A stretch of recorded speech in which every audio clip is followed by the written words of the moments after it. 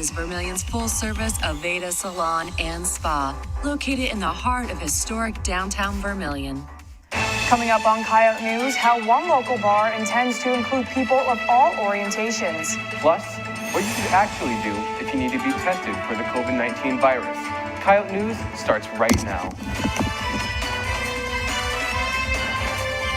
Live from the Al Newharth Media Center, this is Coyote News. Hi, I'm Aaliyah Bergraff. And I'm Michael Stake. We'll get to those stories and more, but first... Since being declared a national emergency back in March, U.S. deaths from the coronavirus passed the 200,000 mark. Of the nearly 7 million people in the U.S. who have currently or have recovered from COVID, the death rate is close to 3%. In other words, if everyone who lives in Vermilion during the school year had contracted COVID at the same time, up to 560 would be dead. Vaccines for the virus are currently running through preliminary testing, but distribution to the public is not expected anytime soon. After almost being banned in the U.S. over the weekend, Chinese-made application TikTok will remain on people's phones for the time being.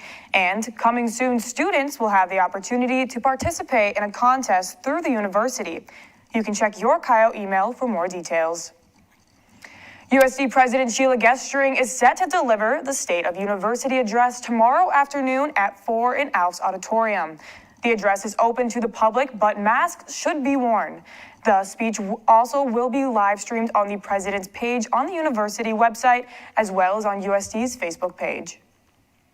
Next Monday afternoon, the Center for Diversity and Community will be holding a Students of Color panel in the Freedom Forum from 4 to 6. There will be a free live stream for those who wish to attend virtually on their Facebook page. Those who wish to attend in person will have to RSVP due to COVID restrictions. To learn more, Coyote News' own Delaney Nellis is live in the muck with the moderator for the Students for Color panel. Delaney? Thanks, Michael. I'm here with Ashley Charlie, moderator for the Students for Color Council. Ashley, with all the national news and events this year related to inclusiveness, what about this panel makes it a must for USD students? Well, thank you guys for having me today. I'm so happy to be here. One thing I can say, having this panel provides social change, okay? It brings different people from different backgrounds to be able to explain and express the problems that we have had in our community and even in our world, and find solutions that can be able to fit and be very effective for each and every one of us. And has membership increased with everything happening politically across the country? Tremendously. I would definitely say we've already had a bunch of people. I don't want to butcher numbers, right? But yes, we have had a whole bunch of people, not only from Black community, but also from Native, Hispanic, and also our Caucasian friends. So we have a vast majority, so yes. And after the upcoming panel, what's next in terms of events for the CDC? So the Center for Diversity and Community will be having a cookout October 2nd from 11:30 to 1 p.m. So you can basically come out and talk to all the people that were a part of the panel, as well who were socialized in the forum, and just kind of talk. So, yeah. Thank you. The Students of Color panel will be held in the Freedom Forum this next Monday from 4 p.m. to 6 p.m. Live in the muck with Coyote News, I'm Delaney Nellis. Thanks, Delaney.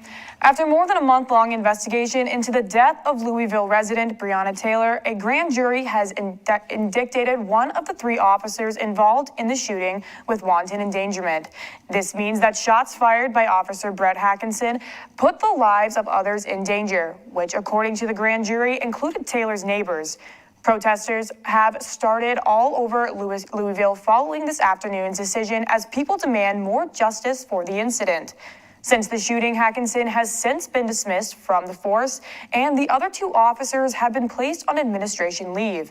An investigation into the police force in Louisville is being conducted by the FBI. So, Michael, what are we looking at for the forecast for the weekend?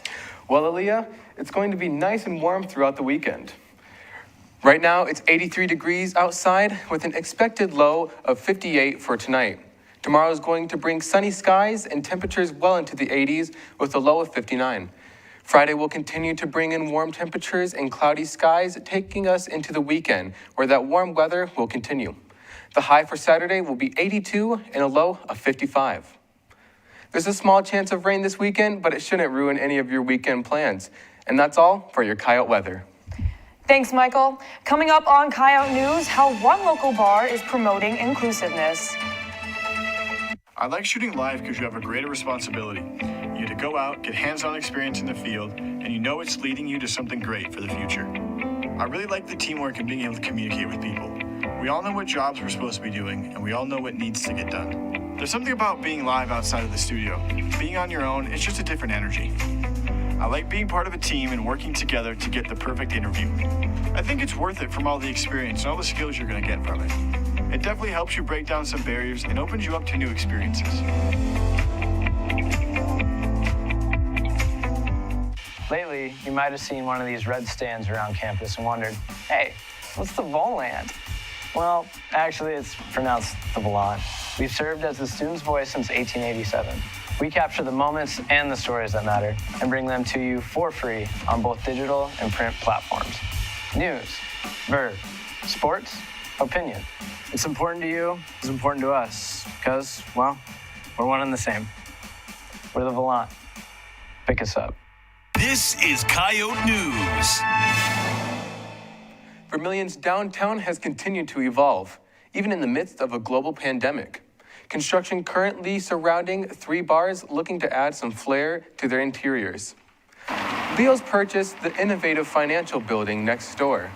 The building will be used for expanding the current bar for busy weekends. Dakota Brick House is renovating their upstairs, but have no solid plans on what the space would be used for after completion.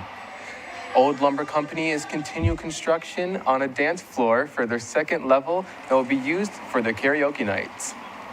Due to the COVID-19 pandemic, there is not an expected completion date for each project.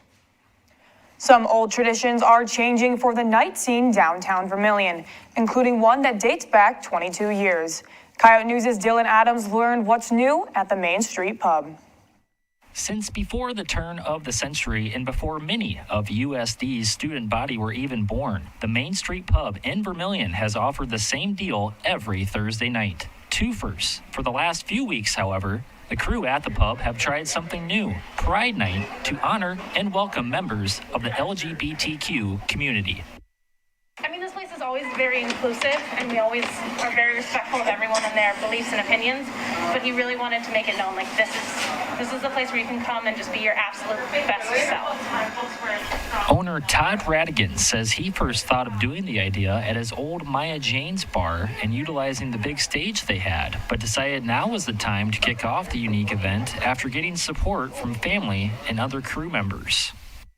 But it was pretty scary to drop Twofers for something new, but I'm so proud of the plan. The plan is going nice business-wise, but business is probably number 5 on the totem pole on Thursday nights, but everything's coming together. Radigan commented that the first 2 weeks were a little slow, then things started to pick back up, with last Thursday night being far and away the best turnout and something he and his entire crew could be proud of. It's a beautiful thing. It's a beautiful thing, and it's actually kind of new to me. I'm very teachable in this world, and I've learned so much the last couple years of everything, and kind of got out of myself with it. And I got a lot more to learn, but I got a lot more to teach now too, and I think that is so neat. Reporting for Coyote News, I'm Dylan Adams. Those of legal drinking age can see Radigan and his team at Pride Night tomorrow night starting at 9. Students may have been having trouble obtaining information on when to get tested for COVID-19. Coyote News' Jacob Forster tells us who students should contact if they think they've been exposed. Navigating the maze of healthcare providers can be complex, and in the middle of a pandemic, students may find it more important than ever. Kevin O'Kelly, Assistant VP of Research Compliance and member of USD's COVID-19 Task Force, explains when and how to best access COVID-19 testing. Well, That's a medical decision and one that we don't make. We advise students to call Student Health. Student Health is run by Sanford Vermilion, and their number is 677-3700. And we advise all students symptomatic or if they're close contact of a person who tested positive to please reach out to Student Health. COVID-19 tests are not administered by the university and have to be accessed through healthcare providers. Sanford's website says that in order to be tested, a patient must have a referral from a healthcare provider. Students can schedule screenings for COVID-19 symptoms in order to get referrals through Student Health, which provides care to USD students at a discounted rate. So getting tested is very safe now. Sanford does all the testing as a drive-through, or if you don't have a car, walk up. So you're not inside the hospital at all. So if you do have COVID-19, you're not going to give it to innocent people that you run across. There is currently no backlog of testing, so students who need to be tested won't be left waiting. For Coyote News, I'm Jacob Forster. COVID-19 cases have gone down after peaking earlier in the semester. Students can schedule an appointment with the Student Health Services on the MyU portal. So Sierra, I heard that Vermilion cheer team is placed in the top 20 in the nation. That's right, Michael. We'll learn about that and more next in Coyote Sports. Your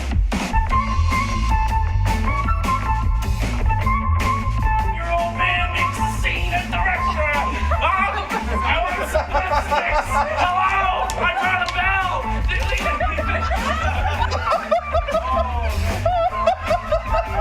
Don't help me.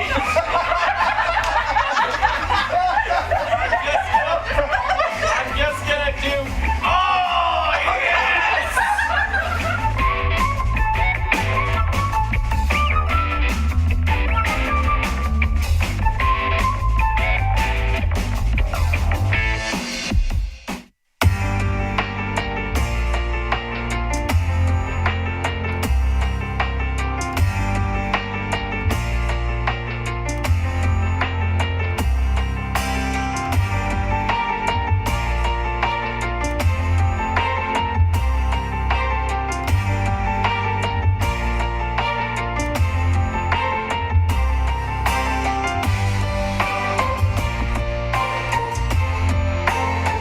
This is Coyote News.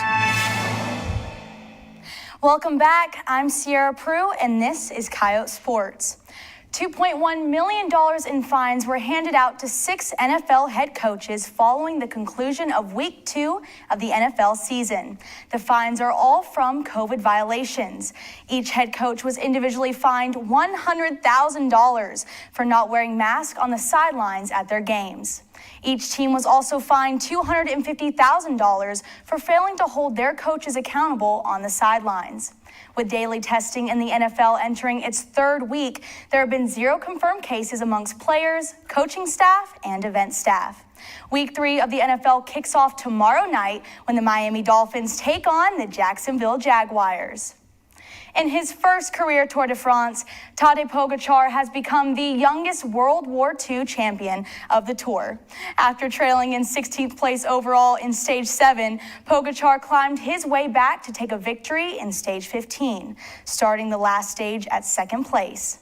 The Slovenian then overcame a 57-second deficit over rival Primož Roglič to secure his home country's first Tour victory by over a minute. At 21 years old, Pogačar becomes the youngest Tour winner since Egan Bernal, who secured the title last year. USD Cheerleading placed in the top 20 programs across the country for the 2020 Cheerleaders' Choice School Spirit Spotlight. High schools and colleges in the contest were voted on for a chance to be featured on a Varsity TV, a popular online platform among cheerleaders and dancers. We are very lucky where we are from, and we have a ton of support. And so because of the nominations that the fellow university filled us out and different people that we work with across campus nominated us. And so there were 550 nominations, and then we made the top 20 out of all the schools in the nation for School Spirit. And then, fall sports have been moved to spring, but USD Cheer already is preparing for that moment to arrive. Most importantly, like a lot of the times I get asked, like, who are you even cheering for? Like, why are you practicing? I'm excited to go cheer for ourselves and compete for ourselves because I know that we can go and do really well this year. In regards to goals, obviously this year is a little bit USD different. Cheerleading is also using their time to try new things to raise their skill levels, as well as recruit new teammates. The turf at the Dakota Dome finally got to feel a full-length football game Friday as the Yankton Bucks traveled to Vermilion to take on the Tanagers. After scoring on their first drive, the Bucks were able to get a turnover on defense that set them up for their second score in 6 minutes, taking an early lead. But Vermilion found their composure late in the first quarter when quarterback Charlie Ward connected with his wide receiver Connor Saunders for a 38-yard touchdown. The Bucks would lead the Tanagers 17-7 going into halftime. The third quarter saw a lot of back and forth, but only a field goal was scored by the Bucks to extend their lead 20-7, entering the final frame. It was in the fourth that Vermilion found their stride as Ward connected with Saunders again to find the end zone to bring the game within 6. And after a turnover, the Tanagers saw themselves with the ball to take the lead. Or connected with his receivers on back-to-back plays to match the Tanagers 77 yards downfield and set up an easy 1-yard touchdown run. The Tanagers would take the lead 21-20. The Bucks responded with a 2-minute scoring drive of their own to take what would be the final lead change of the contest. Their defense would step in on the next 2 drives, intercepting Ward, one leading to a score.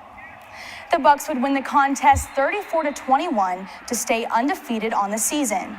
Ward finished the game with an unofficial 323 yards passing and 3 total touchdowns. Trevor Fitzgerald for the Bucks finished with an unofficial 118 yards passing, an additional 39 yards rushing, and 2 scores. The Tanagers will travel to Sioux Falls Christian Friday night with kickoff set for 7. And that's all for Coyote Sports. Coming up on Coyote News, we find out which students have a future in culinary arts. Go-to meal will be anything Italian.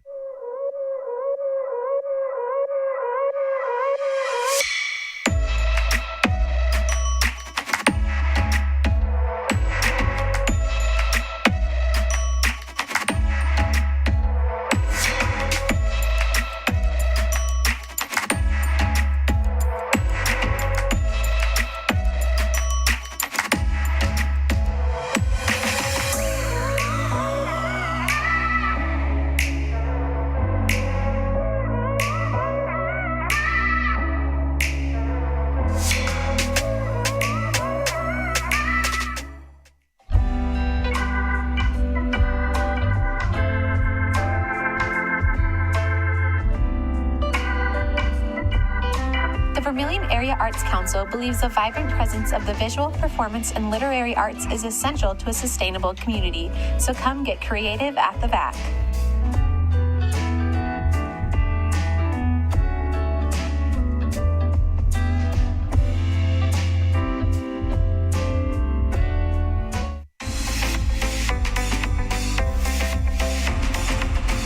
Gallagher Center for Experiential Learning and Education Abroad provides students once-in-a-lifetime opportunities through many of our student-centered programming. Through the Gallagher Center, I can find experiences such as service learning, study abroad, national student exchange, and undergraduate research. Visit our website to learn more about all the cool things you can do through the Gallagher Center. This is Coyote News. With options like Chick-fil-A, Qdoba, and restaurants downtown, it's hard to want to make your own meals at home, except that it could save you some money. In this week's Out and About, we asked students what their go-to meal was. And here's what they had to say. I'd say Panera. I like mac and cheese. 16 wings. If I can do 18 wings, I'd do it. Sauce on the side with some ranch. Anything from Qdoba. The Qdoba bowl with double protein, white rice, corn salsa, and sour cream. I like Chinese food, so like any sort of rice I enjoy, I guess. Chicken Alfredo. My go-to meal will be anything Italian. I just love Italian food. I think pizza at the Muck is my go-to meal. It's my favorite to get, so. Any kind of sandwich, like a turkey sandwich, maybe like a burger or something. Definitely Qdoba. Probably get that 2 times a day at least. Spanish rice. Go-to food is probably just a chicken sandwich from Chick-fil-A. At Chick-fil-A, it's probably 2 grilled chicken sandwiches, a fruit cup, and then a little salad. And then if I'm feeling crazy, I'll get some fries with it. So, Spicy chicken sandwich, grilled chicken nuggets, and sriracha sauce. Probably steak and like baked potato, probably. Qdoba's burrito bowl, and I probably get steak most of the time, and then some black beans and white rice. Probably peanut butter and jelly sandwich. Pizza. I like the Cool Wrap at Chick-fil-A. I haven't had meat for a really long time, so my go-to meal for like 7 years has definitely been salad. My favorite home-cooked meal has to be a chicken tortellini Alfredo. Like, that stuff is, See, I can't cook very well, so I will not be making that anytime soon, but that's okay. Be sure to pick up this week's edition of The Volant, featuring updates on what Dakota Days is going to look like in the midst of a pandemic. That's all for Coyote News. Be sure to like us on Facebook, as well as follow us on Twitter and Instagram. And watch and listen for Coyote News daily updates throughout the week on KAOR and the Coyote News social media pages. Thank you, and have a great night.